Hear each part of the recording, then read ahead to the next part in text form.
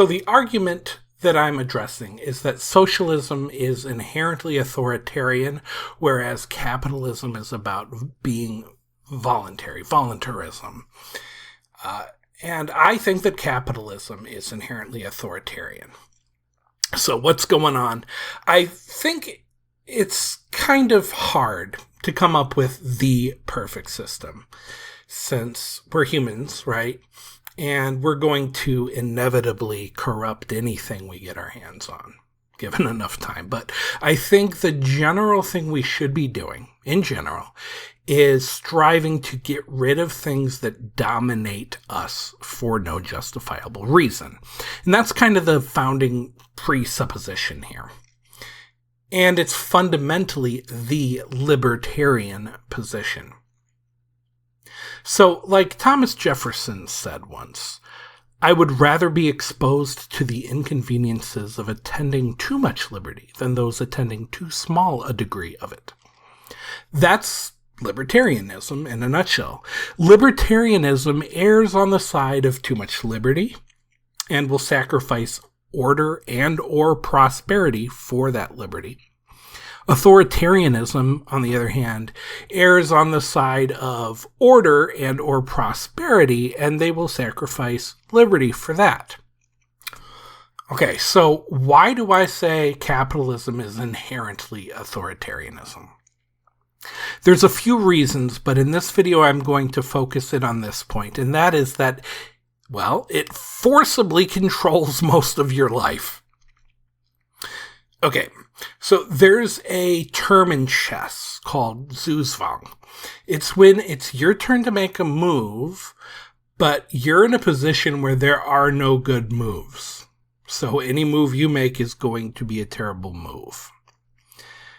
In this picture, no matter whose turn it is, anything they do is going to end up in the other side winning. Hold on to this idea. So if we're committed to getting rid of things that dominate us for no justifiable reason, we need to take a look at wage labor. That is, according to Noam Chomsky, the idea that a person, in order to survive, has to rent themselves to a tyranny, so that for most of their waking lives, they're under totalitarian control of a kind that Stalin could only dream of. So you really only have to look at the Amazon people peeing in bottles because they're not allowed to go to the bathroom. Or the suicide nets they set up so people can't jump out of the window and kill themselves out of despair, and so on, to see what he's talking about here. And they drug test you too, so you go home after a day of that horrible life and you smoke a joint and you lose your living. Right? You come home from a long, hard day of peeing in a bottle and then you have to pee in a cup. There's no government that has that kind of control over your urine. Goodness. Look, just think about it for a minute. Almost everybody spends most of their life living in a totalitarian system. It's called having a job. When you have a job, you're under total control of the masters of the enterprise. They determine what you wear, when you go to the bathroom, what you do. The very idea of a wage contract is selling yourself into servitude. These are private governments. They're more totalitarian than governments are. But they can't legally murder you or imprison you. They can't legally murder you, but they can control everything that you do. Okay? Well, again, the right-wing libertarian argument would be, well, you're free to leave at any time. Yes, you're free to starve. That's exactly right. You have a choice between starving or selling yourself to a tyranny. Very libertarian. The right-wing libertarians, whatever they believe, are actually deep authoritarians. They're calling for subordination to private tyrannies, the worst kind of tyrannies. So, yeah, you're free to starve, he says. That's the kind of Zugzwang I'm talking about here. So either submit or starve. but it's not backed by a gun and it's not backed by a government mandate. So the implicit force in this goes unnoticed by those on the right and the right-wing libertarians. And that's because, in my view, they don't care about authoritarianism. They only care about government authoritarianism. Okay, there's some rebuttals for this. First off, the market will correct for that. Now, this seems simplistic on its surface, what Chomsky says. And there's an obvious retort to Chomsky here. The thing about a market economy is, because workers can leave, it behooves companies that want good workers to compete for them. Because you have to compete for good workers, you have to entice them with good wages and benefits. The better benefits that you give, the better workers will compete with each other for a job at your company. So this constitutes kind of a built-in feature of a market system that controls for all of that nonsense, for business owners getting too out of line. It's the self-correcting mechanism that you can use to answer Chomsky with. A second rebuttal. Well, you're the only one responsible for keeping yourself down. This is the personal responsibility ethic. There are simply other options than working a job that's insufficient for your needs. Ayn Rand and Friedrich Nietzsche both point out a similar thing here. Nietzsche explains this in terms of what he calls slave morality versus master morality. And that's basically the idea that inferior people are the ones that are dependent. And their lower station in life gives rise to what he calls resentment. And it basically turns into envy and jealousy. And you can see this in full force on PragerU and Friends. Nietzsche says that the lambs are upset about the great predatory birds is not a strange thing, and the fact that they snatch away small lambs provides no reason for holding anything against these large birds of prey.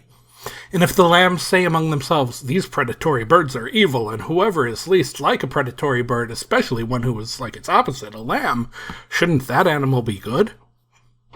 There is nothing to find fault with in the setting up of an ideal except for the fact that the birds of prey might look down on them with a little mockery and perhaps say to themselves, "We are not at all annoyed with these good lambs. We even love them. Nothing is tastier than a tender lamb." To demand from strength that it does not express itself as strength, that it does not consist of a will to overpower, a will to throw down, a will to rule, a thirst for enemies and opposition and triumph, is just as unreasonable as to demand from weakness that it express itself as strength. Yeah, so the lambs call the eagles that snatch them away evil because they keep eating their friends. So what's the solution? Be an eagle. Have master morality instead, as Nietzsche would put it, or as Ayn Rand would say, be a hero, be a winner. Be a winner, in other words. Just go start your own business, or go build a cabin in the woods if that's what you want to do, or whatever. Just take charge of your own life. The bottom line is, nobody is forcing you to get on the conveyor belt and feed yourself into the machine. That's the second rebuttal. The third rebuttal is that, well, at least we accommodate you, whereas you don't accommodate us. This rebuttal is saying that a capitalist system has no problems with you wanting to not have that kind of a job. In fact, co-ops and socialist businesses can exist within a capitalist free market system. But the inverse is not true. In a socialist system, capitalism is the enemy, and it won't be allowed to exist at all. Those are the possible rebuttals to what Chomsky says here. And I will now give my counter rebuttals. See how this works? Now, I'm going to answer the second and third rebuttals first, and that will lead us to the answer to the first one. So again, rebuttal number 2. You're the only one responsible for keeping yourself down. My counter rebuttal in a sentence is, this is unrealistic at best, and the more power we give capitalists, the more untrue it becomes. Now remember, capitalists are not people who believe in capitalism. That's not what that word means. Capitalists are the people that own the stuff that operates a business. Okay, so the claim here is that nobody is forcing you to get on the conveyor belt and feed yourself to the machine. Except that actually they kind of are forcing people. Hell, companies hired literal private armies when they could. There's tons of examples, but here's just a few. Coca-Cola hired a paramilitary group in Colombia to murder trade union leaders so that they could continue sucking up the water and exploiting children. To this day, Coke is cheaper to buy than water in Colombia. Henry Ford partnered with the Black Legion. This was an offshoot of the Ku Klux Klan, by the way, to fight the unions. And they killed 30 union activists and socialists. He put Black Legion members in charge of car plants and otherwise partnered with them. And he also used Henry Bennett to recruit other collaborators from detective agencies and goon squads and special consultants, wiretappers, and a lot more. So he effectively hired his own personal anti-union army. The Pennsylvania Coal and Iron Police ran their own Obrigkeitsstaat. That's authoritarian state in Dutch. And German, actually, too. For decades. And then, of course, there were the company towns, where they literally ran all the stuff in the town. The company would literally run the entire town. And, oh boy, oh joy, this is making a comeback now. Poor man's made out of muscle and blood and skin and bones. A mind that's weak and a back that's strong. You load 16 tons, what do you get? Another day older and deeper in debt. St. Peter, don't you call me, 'cause I can't go. I owe my soul to the company store. But come on, you might say, that stuff is long gone. They're not allowed to do that stuff anymore. Well, do you think they were ever allowed? No, there just weren't rules about it, so they just did it. Each step away from them being able to do that kind of stuff came from unions whose people were literally killed by the capitalists. And ever since the Bureau of Labor Statistics started keeping track, that was in 1983, trade union membership has been cut in half as of 2022. Now, we're all familiar with the anti-union campaigns that these big companies wage, and they're winning. So, earth to right-wing libertarians, money is power, and private entities have a lot of it, and they aren't afraid to use it. So, okay, but what about, just being an Ubermensch, being an Ayn Rand hero, taking responsibility for yourself and pulling yourself up by your own bootstraps? Fuck your Republican views, pull ourselves up by our bootstraps, what the fuck are the boots? 2 points on that. First off, not everybody can be exceptional. I mean, that's simple. It's as simple as that. Not only are there a lot of people who don't have some megamind super brain or the desire to spend their life playing a monetary game, maybe because they're anti-materialistic values, or just because that's not who they are as a person. But these are people we need. We count on them. They were the essential workers during the COVID. Remember? The COVID. If this was the solution, and we successfully employed that solution, well, guess what? We would be all out of fast food workers, and there'd be no baristas and no grocery store people stocking the shelves and no janitors and no fruit pickers. So yeah, no. Number 2, nobody can be an entrepreneur anymore. It's expensive to start a business, very expensive. And anything you make needs to be sold online these days, which is something Amazon has cornered, and they will set your prices. Amazon reportedly controls 65 to 70% of all US online marketplace sales. It hosts about 2.3 million active third-party sellers from all around the world. And to those sellers, like this man who sold sporting goods, it is close to the only game in town. You've got to be on Amazon. You have to be there because that's where everyone is. That 100 million Prime subscribers. Amazon executives have told us that there are many other options out there. There is Walmart, there's Alibaba. As a seller, you've got options. I've heard that response from Amazon executives before, and we did that. We listed all of our products on every other online marketplace. All of the others that were non-Amazon combined did about 10% of what we were doing on Amazon. Exactly. Amazon basically is the marketplace. It's essentially the only place to sell anything on the internet, unless, that is, you're looking to offload some human teeth, because then it's Craigslist all the way, baby. So we don't have the resources to start businesses. Anyway, we're too busy paying off student loan debt, and we're risk averse because of that. Now, this is all backed up from a 2017 survey by the Economic Innovation Group.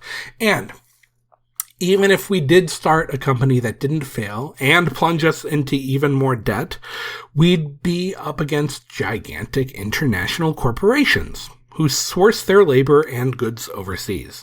Now, can you hire a slew of Indonesian workers in a sweatshop and ship their products to you on boats? Can you source your material from child slaves in Africa? I don't think so. Now, under feudalism, coercion by lords was something they just directly did. According to Heilbronner in a piece called Behind the Veil of Economics, it works a little differently now. Heilbronner says, the capitalist may deny others access to his resources, but he may not force them to work with him. Clearly, such power requires circumstances that make the withholding of access of critical consequence. These circumstances can only arise if the general populace is unable to secure a living unless it can gain access to privately owned resources or wealth. There's a very disturbing passage in John Steinbeck's The Grapes of Wrath. See, the workers came out of places like Oklahoma during the Dust Bowl to go fruit picking for a living, but they didn't make enough to eat the food that they harvested. So rather than giving that food to them, the owners of the land on which the food was grown destroyed the food and let the people starve. And this really did happen. Here's how John Steinbeck describes it. The works of the roots of the vines, of the trees, must be destroyed to keep up the price, and this is the saddest, bitterest thing of all. Carloads of oranges dumped on the ground. The people came for miles to take the fruit, but this could not be. How could they buy oranges at 20 cents a dozen if they could drive out and pick them up? And men with horses squirt kerosene on the oranges, and they are angry at the crime, angry at the people who have come to take the fruit. 1 million people hungry, needing the fruit, and kerosene sprayed over the golden mountains. And the smell of rot fills the country. Burn coffee for fuel in the ships. Burn corn to keep warm. It makes a hot fire. Dump potatoes in the rivers and place guards along the banks to keep the hungry people from fishing them out. Slaughter the pigs and bury them, and let the putrescence drip down into the earth. There is a crime here that goes beyond denunciation. There is a sorrow here that weeping cannot symbolize. There is a failure here that topples all our success. The fertile earth, the straight tree rows, the sturdy trunks, and the ripe fruit. And children dying of pellagra must die because a profit cannot be taken from an orange. And coroners must fill in the certificate, died of malnutrition, because the food must rot, must be forced to rot. The people come with nets to fish for potatoes in the river, and the guards hold them back. They come in rattling cars to get the dumped oranges, but the kerosene is sprayed, and they stand still and watch the potatoes float by. Listen to the screaming pigs being killed in a ditch and covered with quicklime. Watch the mountains of oranges slop down to a putrefying ooze. And in the eyes of the people, there is the failure. And in the eyes of the hungry, there is a growing wrath. In the souls of the people, the grapes of wrath are filling and growing heavy for the vintage. Now, we've all seen this trope. It seems like every single cartoon comedy has an episode where a big box store takes over all the local mom and pop shops, and then nobody has a job anymore, and they all have to work for the big box store as low-level employees instead of owners, like they used to be. Oh, sorry, boys. I'm going out of business. Why, Mr. Farkle? I can't compete with Walmart's low prices. Everyone is shopping there now, and, well, I can't make ends meet. I've got to sell the store and try to find another line of work. Carmen, stop it! Wait, I just felt like playing a little violin, Carl. I appreciate your business, boys, but you'll have to try somewhere else in town. See? That sucks, dude! What, that's called progress, Carl. Yeah, but what about all the people getting laid off from the grocery stores? And what about all the...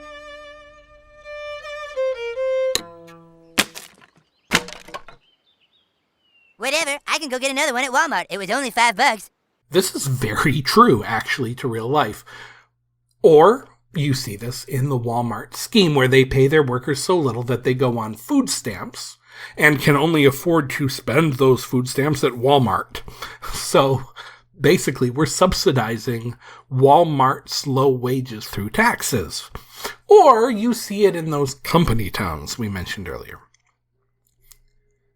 Eileen Workman says the absolute worst outcome in a capitalistic enterprise is to create something that enables people to become more self-sufficient. By fostering self-sufficiency, the business undermines its ability to continue to harvest money off its dependents. Dependence. So we see this too with planned obsolescence. I mean, what would the point of planned obsolescence be in any other system than capitalism? We also see it in companies taking back right to repair laws and making things proprietary. John Deere and Apple, for instance. And we see it in large companies that lobby for burdensome regulations that crush the middle class and small to medium-sized businesses. But, you say, that's crony capitalism. Real capitalism is against that kind of thing. Okay. Sure. Yeah, if you want to be an ANCAP, anarcho-capitalist, yeah, go for it. But then you have, guess what? Obrigkeitsstaats, Black Legions, mafias, and all kind of other thugs stepping into the power vacuum you've left behind. And you have no say in any of it because nobody's being elected. Rebuttal number 3. At least we accommodate you, whereas you don't accommodate us. My counter-rebuttal in a sentence: sure we do. You just don't like your own authoritarianism being wielded by anybody else.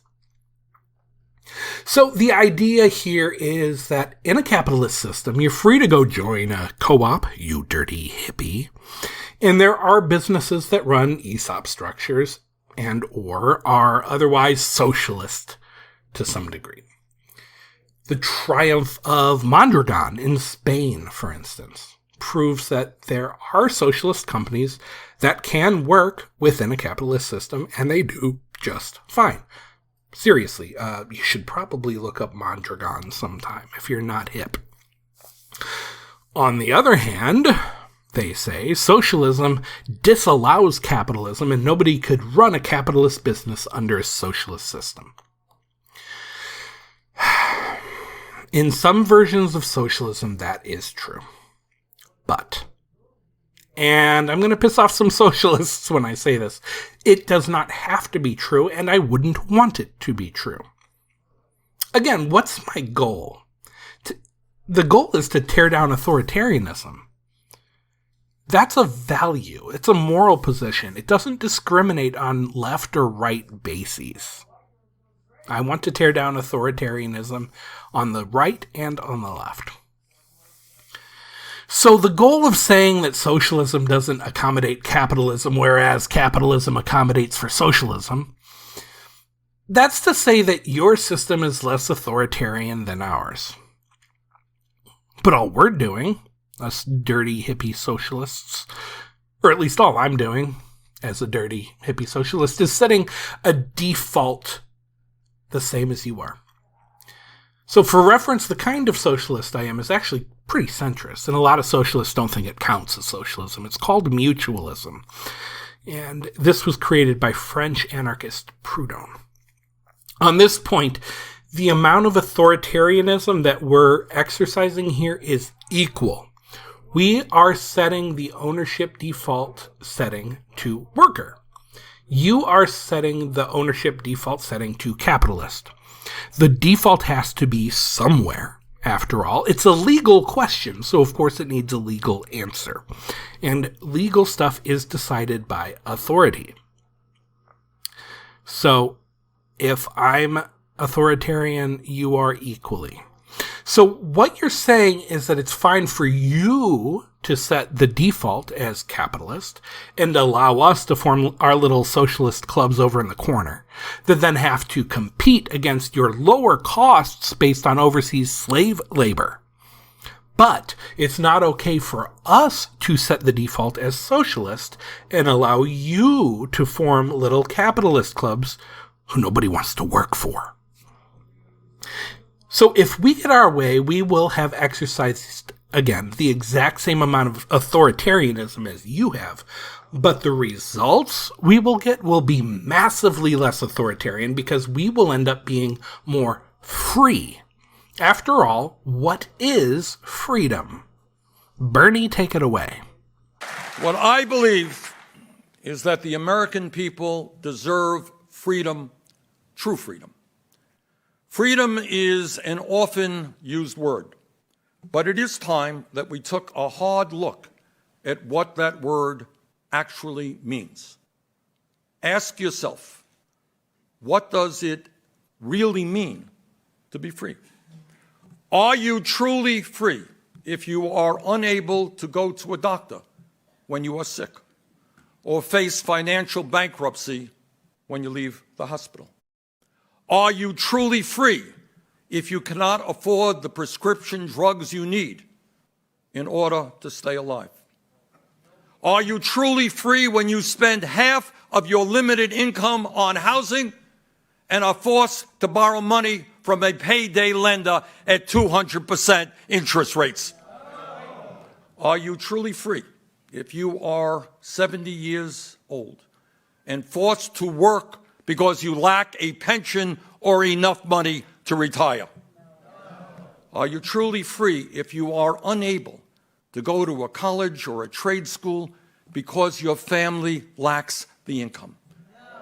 Are you truly free if you are forced to work 60 or 80 hours a week because you cannot find a job that pays you a living wage? Are you truly free if you are a mother with a newborn baby, but you are forced to go back to work immediately after the birth of that child because you lack paid family leave? Are you truly free if you are a small business owner or a family farmer who is driven out of business by the monopolistic practices of big business? Are you truly free if you are a veteran who has put his or her life on the line to defend this country and tonight will be sleeping out on the streets? To me, the answer to those questions in the wealthiest nation on earth is no. Under those conditions, you are not truly free. While the Bill of Rights protects us from the tyranny of an oppressive government, many in the establishment would like the American people to submit to the tyranny of oligarchs, multinational corporations, Wall Street banks, and billionaires. It is time, and in fact, time long overdue, for the American people to stand up and fight for their right to freedom, human dignity, and security. Bernie said it. Okay. Now we can get to rebuttal one. And that is, the market will correct for that. My counter rebuttal in a single sentence: only if you force it to with authoritarian regulation. The idea behind rebuttal number one is that business owners need good workers, and so they have to offer increasingly generous benefits to working for them. And this is what controls for any abusive inclinations they might have to treat their workers like slaves. Well, we've seen that the inclination is to treat workers like slaves, and that's exactly how they were treated before the socialists and unionists forced the issue, and the government had to step in and create regulations to make them stop. See The Jungle by Upton Sinclair with the poisonous meat they were packing, and Teddy Roosevelt and the muckrakers. These regulations that all this stuff spawned, again, they're loved by the big businesses because they're burdensome and hard for smaller businesses to afford. And this allows them better access to corner the market. In other words, companies in a free market, quote unquote, will hire armies, own towns, kill troublemakers, poison people, poison the air, poison the water, and control your life more ruthlessly than Stalin could have ever dreamed of. In order to keep capitalism from doing this, it requires government intervention, in a system in which our elected officials, of course, spend 5 out of every 8 hours hunting down money from corporations, who, of course, expect to get something back. They don't invest unless they're going to get a return on their investment. That's just Econ 101, libcucks. So that means that in order to run capitalism, you need to have some authoritarianism. Gotta have it.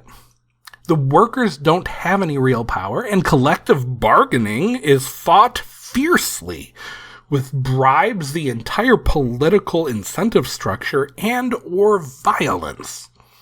The only intercessor for the workers that exists is the government. Boy, that's not good if you're anti-authoritarian. So does the government have to intercede against Mondragon? Or do those issues happen to take care of themselves? Yeah. It's capitalism that necessitates authoritarianism, not socialism. And that is why I would like to propose the following. Instead of the traditional political compass model with the libertarian axis on the bottom and the authoritarian axis on the top and the left and right on the sides, here's my political compass. Okay? On the left is state power. This is what the anti-capitalist left is, that we traditionally assign to Mao and Stalin and so on. On the right is what we would call the libertarian right, normally, with Ron Paul and Ayn Rand and the Oberkirchstaats and the Black Legions. And on the top is what we used to call right authoritarianism, which is where the U.S. has lived since after FDR or so. Well, that's my part 1 in my capitalism series, and the upshot here is that no, capitalism is not about freedom, and it is not about voluntarism, like, at all.